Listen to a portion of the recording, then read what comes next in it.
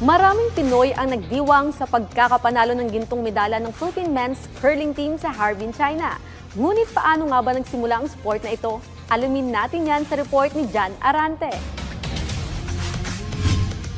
Isang tropical country ang Pilipinas, kaya sinong mag-aakala na mag-ahari ang mga Pinoy sa isang winter sports katulad ng curling. Kaya naman, ang ilang kababayan super proud at nasorpresa sa naabot ng Philippine Men's Curling Team sa 9th Asian Games. Very good kasi malaking challenge sa mga Pilipino lalo na sa mga Winter Olympics o Winter Games. Dahil nga wala tayong, hindi naman ganun ang ating weather. So it's a very big challenge. So congratulations. Very proud po kasi napapakita po ng mga Pilipino na may taglay po silang galing pagdating sa mga iba't ibang larangan po ng sports. Especially po yung sa ganyan pong laro na hindi naman po tayo sanay kasi hindi naman po tayo nakaka-experience ng ganun pong environment.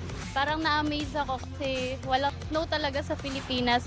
Kinukonsidera ang curling na oldest team sport sa buong mundo na nagsimula noon pang 16th century. Naging sikat ang curling noong 18th century at madalas nang laruin sa Scotland. Taong 1924, ang curling ay naging ganap na Olympic sports at naging parte na ng Olympic Winter Games. Sa Pilipinas naman ay ipinakilala ang naturang sports noong 2000. Nagtatag ang Philippine Curling Association noong 2006 para palawakin ang kaalaman ng mga Pilipino sa naturang winter sports. Ngayon ay naging tulay ang curling para makuha ng Pilipinas ang kanilang kauna-unahang gintong medalya sa Asian Winter Games. Pinatunayan ng isang bansa na tanging tag-init at taglamig lamang ang klima na kaya nilang makasabay sa ibang powerhouse teams tulad ng China at South Korea.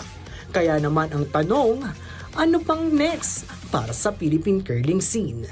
Yung awareness tungkol sa curling ay nag-i-increase na. We will be organizing a Learn to Curl camp for Filipinos who are based in the Philippines and in Asia. Curling Pilipinas will fund the ice time, will fund the coaches and the translators. Jan Noel Arante para sa Atletang Pilipino para sa Bagong Pilipinas.